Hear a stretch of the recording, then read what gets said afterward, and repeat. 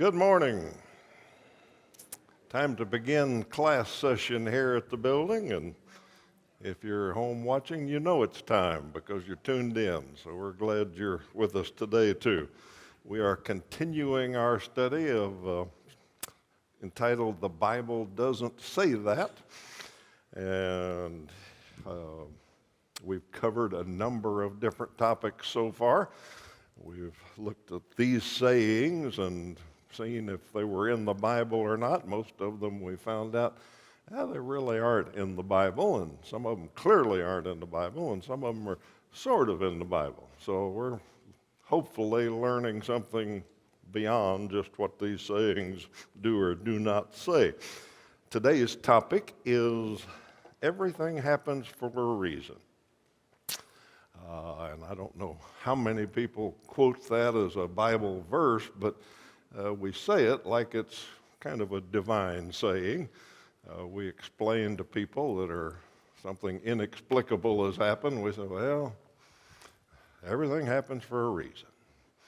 I'm sure some of you have heard that. Some of you have used that. It pops up all different kinds of places, and just like we've been doing on the rest of them, we're proving it's out there. You can buy books about this. Everything happens for a reason, finding the true meaning of the events in our lives. So if you want to do that, you can buy that book. You can buy posters that say, "Trust that everything happens for a reason," even when you're not wise enough to see it. Things happen for a reason, even if we don't know what it is.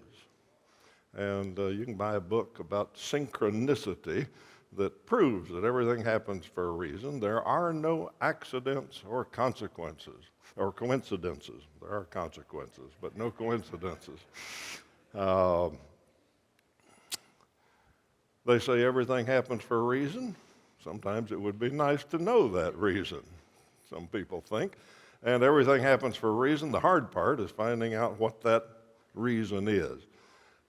So I found all sorts of little slogans about this. Here's my favorite, and all parents probably should put this on the wall in their home, a nice cross stitch. Everything happens for a reason. Sometimes that reason is you're stupid and make bad choices. So we'll find out that's probably truer than we think. But anyhow, you can find all sorts of things about everything happens for a reason, but basic bottom line, the Bible does not say that everything happens for a reason in the sense that we say it. Because usually when we say that, we're telling people that, well, God got this somehow. And it's real close to what we talked about a couple weeks ago about God has a plan for your life and all that.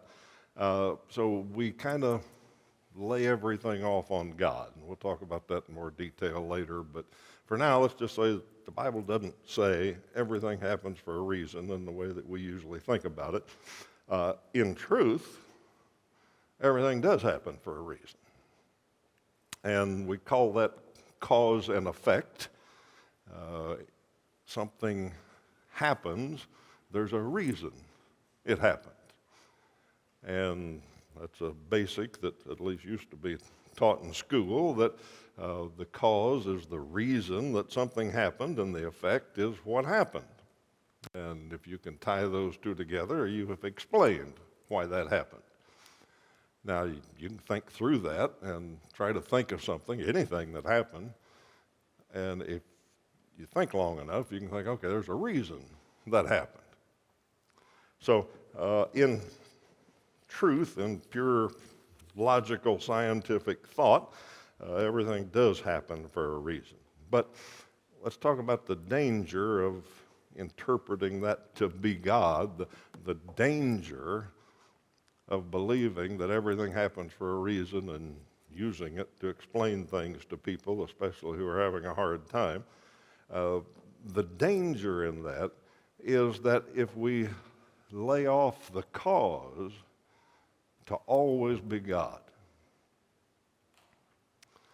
if we say that everything happens for a reason to people and we're telling them, well, God's got a reason for this. We don't know what it is, but God caused this to happen. He's the ultimate cause of things. Then we get off into some things that we've already kind of talked about.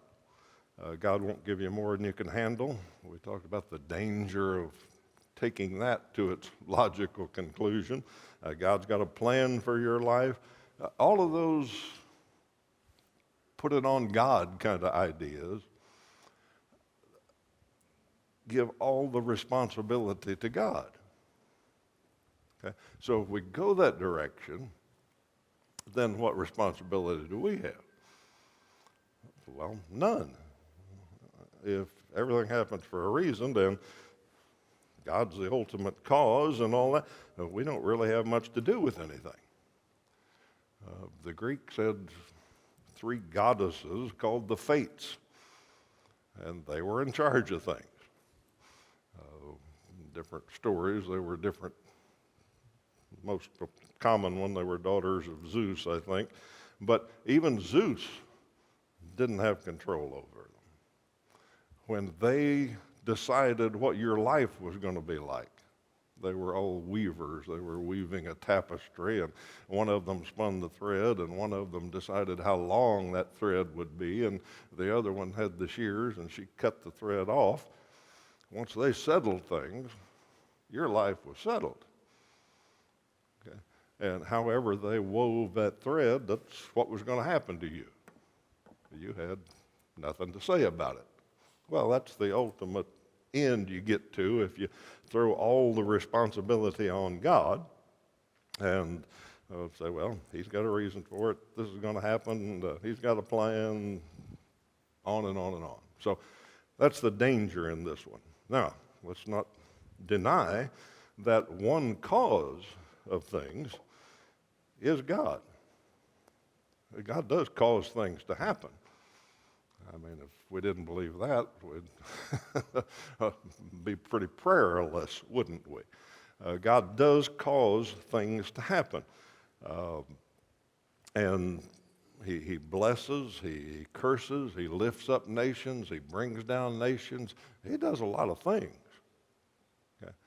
The danger is attributing everything to him because he's just one of the reasons that things happen. But let's not leave him out. Now, you remember I showed you the cross stitch of one reason things happen is because you make bad choices. Well, that's true. And that's the second cause of why things happen. Okay? Sometimes it's us. Sometimes you cause it. A lot of the, especially bad things in life, are self-inflicted. Some of the good things in life are self-caused also, self-generated. You do the right thing and good things happen, and yes, you can attribute God's blessings to that, but a lot of things we have the choice and whether we make a good choice or a bad choice. If the kids complain about, I can't believe I got a D in that class. Well, how much did you study? Okay. Well, more than the class I got an F in, but if I didn't study a whole lot, okay, well, maybe that's a self-inflicted D.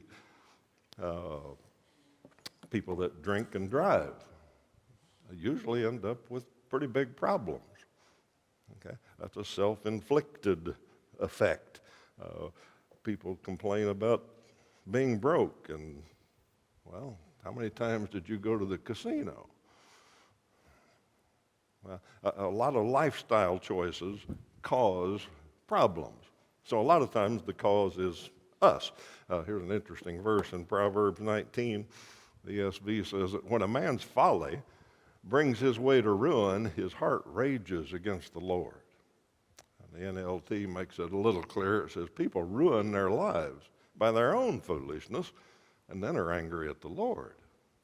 Okay, so that's the danger of this little saying, everything happens for a reason. You get to blame it all on him. No, you cause a lot of it.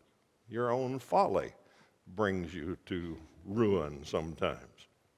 All right, third reason that things happen. is sometimes other people cause it, through no fault of your own, good or bad. We don't have anything to do with it. That drunk driver I talked about doesn't always just hurt himself. Okay? Sometimes he hurts other people. Okay? Sometimes he destroys other families. And that's not their fault. And to have them think everything happens for a reason and God's got something to do with it is kind of a depressing thought. Some people are raised not having the blessings of a good family. They grow up in a dysfunctional family, and it causes all kinds of problems throughout their life. It's not their fault. They can often overcome it with help and getting a good family, and a lot of that they're not consigned to that, but it's not their fault they were raised in that kind of a family. Some people didn't get a good education for some reason. Their parents didn't see the value in it, or they were in a bad school system or something. It's going to affect them the rest of their life. Okay? It wasn't their fault. So sometimes others cause it. Fourth reason that things happen, sometimes Satan causes it. Okay? Sometimes he's the one that we ought to be blaming if we're assigning blame in this. Jesus, remember telling the story about the wheat and the tares, and the people said, well, who did this? How did the tares get in there? Jesus said, the enemy did this. He attributed things to the enemy. Job's story, which we've been studying on Wednesday nights, Satan did lots of really bad things to Job and his family. Okay? Satan did those things. Okay? Paul himself talked in 2 Corinthians 12:7 about his problem, his thorn in the flesh, and he said it was a messenger of Satan. It was designed to torment me. Okay? So Satan does things, and I can't explain Satan's power. I don't know what the limits are. I don't know what he can do. I don't know physically what he can do. All I know is that people in the Bible, from Jesus on down, say Satan causes bad things to happen sometimes. So maybe it's Satan. And the fifth explanation for some bad things in life, let's blame Adam and Eve. Going all the way back, Adam and Eve caused the fallen world. Okay? Now, Adam and Eve got cursed, and we talk about that sometime, but we don't often talk about the fact that they also got the whole world cursed. Okay? Things are not as they were intended to be. Let's look at the Romans 8, chapter 8, verse 20 starting. And Paul's talking about this, and we'll come back to this whole passage later because it explains a lot, but here's in the middle of it. He says, the creation was subjected to futility, not willingly, but because of him who subjected it, in hope that the creation itself will be set free from its bondage to corruption and obtain the freedom of the glory of the children of God. For we know that the whole creation has been groaning together in the pains of childbirth until now. The world is messed up. Okay? It's a fallen world. It's a broken world. Adam and Eve started that chain of events, and the world's messed up, and that accounts for a lot of our problems, if you want to call them that. Okay? There was no coronavirus in Eden. Okay? Wasn't there. Okay? Once the world fell, things like that could happen. Okay? Now, you can say, well, maybe man had something to do with it. Yeah, if you read Leviticus, you won't eat bats. God said don't eat bats, so that would prevent some things. But still, the overall, that was funny, by the way, the overall picture, sometimes you got to ask them to laugh. The overall picture is that the world is fallen. It's broken. Cancer, diseases, natural catastrophe, things that mess up life are part of the fallen world. Okay? And so when people say, well, life's not fair, well, you think? No, it's not fair because we live in a fallen world and bad things happen. So out of those 5 things, we can say that, yeah, that there's a cause for every effect. Everything does happen for a reason, in a sense, but let's not make it all God's fault. Let's not give him all the blame or all the credit. There's lots of other things that come into play here. Okay, so whether you're talking about drunk drivers or cancer or floods destroying a community or whatever, you still come back and say, but even with all those reasons, God's still on the throne, and he didn't intervene. God didn't stop those things from happening, so well, maybe we can blame God for all of this. Okay, so let's say it this way. The Bible does say this, that whatever the reason for something that we don't like, perhaps, God does allow it. Okay? Doesn't cause it. He's not the reason for it, but he does allow it. Now, what do we do with that? Well, we could go off on a long tangent on that, but let's just go to the only book that talks much about it, the book of Job. Does Job answer that question, Sonny? No, the book of Job doesn't answer that question. Job doesn't understand. He said, why are all these things happening to me? His friends say, we think we know the reason. You messed up. And Job said, well, I don't think I did. I don't know why these things are happening. And God's answer is, when Job says, I can't understand, God says, that's right, you can't understand.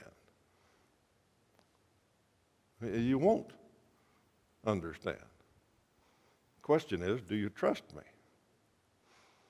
Okay, so that's the story of Job, and that's the story for us when we get to this point, is all of these things that happen, we want a reason for them. We want to blame God somehow maybe, and that's not the only reason things happen, but God does still allow things. The question is, do we trust him or not? So let's get to the bottom reason here. The Bible does say that whatever the reason, not only does God allow it, but God will work good from it. Okay. Romans 8:28, and we talked about that back when we were talking about the plan and all that. God will work good from it. Promise is there in Romans 8:28 for his people. He will cause all things to work together for good. Okay? And when we're in the middle of it, we can't see how anything good's going to come out of this. Sometimes we figure it out later, sometimes we don't figure it out, but God does work good from it. And we've had enough sermons about that. I think you get the gist of that. But let's spend the rest of our time on this third point. Whatever the reason something bad goes on in our life, whether we caused it or somebody else did or Satan or who, we still have a reason to hope. Okay. Just saying that everything happens for a reason doesn't settle much for us.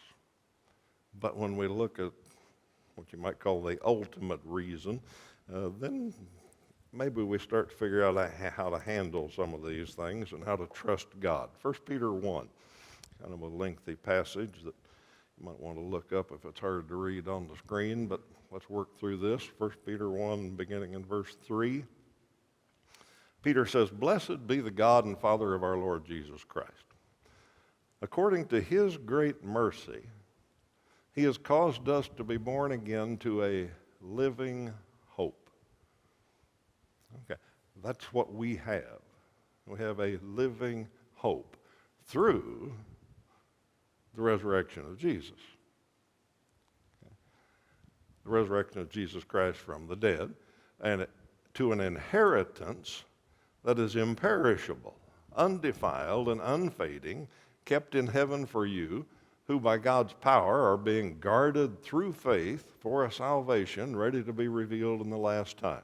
In this you rejoice, though now for a little while, if necessary, you have been grieved by various trials. Okay, what's Peter saying? He's saying some really bad things going on in your life. You've been persecuted for being a Christian and on and on. And Peter did not say, well, you know, everything happens for a reason. That wasn't his answer. He said, no, you can get through this because you've got a living hope. Okay? And that comes through the resurrection of Jesus Christ, that he is going to make all this right someday. And even though you are going through trials right now, this living hope, because of your trust in the resurrection, is the answer for you. Now, let's say it this way. Even though we've got this living hope, it's okay to groan. Okay? There are times in life when we are in the midst of that, like Paul was a couple of weeks ago we studied. He said, I thought we were going to die. He said, our trials were more than we could bear. I thought we had the sentence of death. Okay, in that situation, it's okay to groan. It's okay to do like Job and say, I do not understand this. Okay? You can tell that directly to God. And he's not going to say, well, everything happens for a reason. He's going to remind you of what Peter did here probably, and go back and read that, and you will start to get it. I guess what I'm trying to say is Christians, this living hope doesn't get rid of our problems. You know, we still got the same problems that people in the world do to some extent. Hopefully, we don't cause as many of them. Hopefully, a Christian lifestyle inflicts less self-inflicted troubles on Christians than it does on people in the world. But other than that, the things that are caused by others, the things that are caused by Satan, the things that are caused by the fallen world, they happen to us just like the world. Okay? So we don't have less problems. We don't have smaller problems. We've got problems with a living hope. Okay. Yeah, there's the last point. We have a reason to hope. So let's restate the whole thing here that I've been trying to say. There are lots of reasons that things happen. And it's not always God. That's the dangerous point, is blaming God for everything. But whatever the reason, the Bible says, is God allows it. He's aware of it. He's going to work good from it. And you've got a reason to hope, whatever the problem is. Okay, so that's kind of the wrap-up. Now, let's finish by going back to Romans 8 and reading a few more verses around there, because this is exactly what Paul's talking about. And if we read through this, you'll hear almost everything that we've said in this lesson. Romans 8, and I'm going to start in verse 18. Won't be on the screen. You got to read along here. Okay, Paul says, "For I consider the sufferings of this present time are not worth comparing with the glory that is to be revealed to us." Okay? So he says, okay, whatever trouble you're going through, it's going to be a whole lot better. Another place he calls our present sufferings light and momentary. Doesn't no matter how big you think they are or how long you think they've gone on. Paul thinks they're light and momentary in the big picture.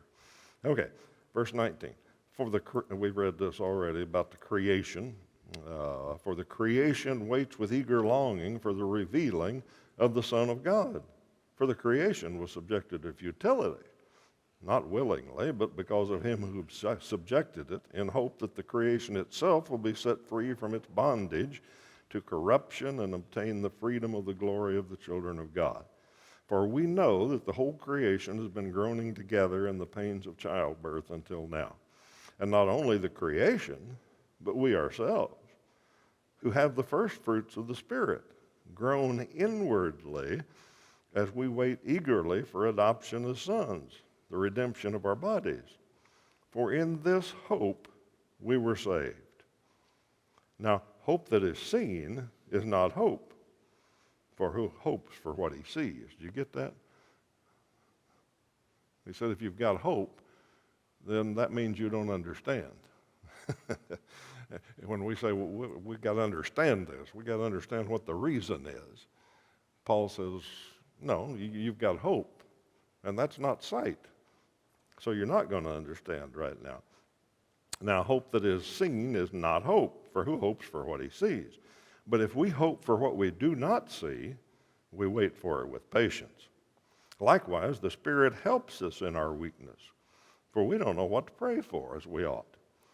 But the Spirit himself intercedes for us with groanings too deep for words, and he who searches hearts knows what is the mind of the Spirit, because the Spirit intercedes for the saints according to the will of God.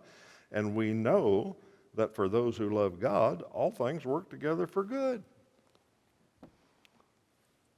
Okay, that kind of summarizes what we've been talking about here. Talking about the problems in this world, and the fallen world creates a lot of them, and we've got this living hope that helps us get through all these things, even if we don't understand them always. All right, so Bible doesn't say everything happens for a reason. We got time, and I kind of debated about whether I'd do this or not, because it's kind of a bonus for you, but I'm afraid I might ruin some of you's favorite songs. So if you don't want to have your favorite song ruined, you can turn away and don't listen. But how many of you know this song? Farther along, we'll know all about it. Farther along, we'll understand why. Cheer up, my brother. Live in the sunshine. We'll understand it all by and by. And the reason I put that up and say I might ruin your song for you is I'm not sure that's true. Maybe we'll understand it all. I mean, we're going to have plenty of time to work on it, so maybe he will sit down with us and take us through year by year and say, okay, you remember 2020? No, I've wiped that out. I block out traumatic events. He may explain to us why everything happened. But I don't think the Bible says that. I know it says we'll know as we are known and we'll know him fully and all that, but I don't think there's any place that says when we get there we will understand everything that happened and what the reason for it was. And the reason I think that is that when we get there, I don't think it'll matter. I don't think we'll care a bit about it. Just my supposition. I think when we see Jesus, we're not going to be wondering about what happened in 2020 or 1948 or whenever. And maybe we will. My mind went to a physical illustration of this when we started taking our grandkids on grandkid vacation. The two boys, grandsons, were 6, and we put them in the car and drove too many miles, we learned, by the way, but with 2 6-year-olds and some other kids. But as we went, about every 10 or 15 minutes, we got the question, how much longer? When are we going to get there? Are we there yet? Okay, so I came up with a granddad answer, and whenever they would ask, how long is it, I'd say it's hours and hours and hours and hours. And after about 10 of those answers, they started to get mad at me. And after about 15 of those answers, Corbin finally said, Sam, he's just doing that to make you mad. But that was my answer. How long is it going to be till we get there? Hours and hours and hours and hours. And they hated it. They did not understand the reason that we had to be in the car that long. Okay? When we got to the beach and they got turned loose to play in the ocean and jump off of the sand dunes, they did not care how long we'd been in the car. Okay? And I know that's a physical thing, but I think it translates spiritually. I think when we get there, we're not going to have a list of questions about why that happened. I don't think we'll ever understand why everything happened, and I don't think we'll care. All right, the Bible does not say that everything happens for a reason in the way that we usually use that. And next week we will try to find something else that may be in the Bible and maybe not. So thanks for your attention, and we are out of time for class.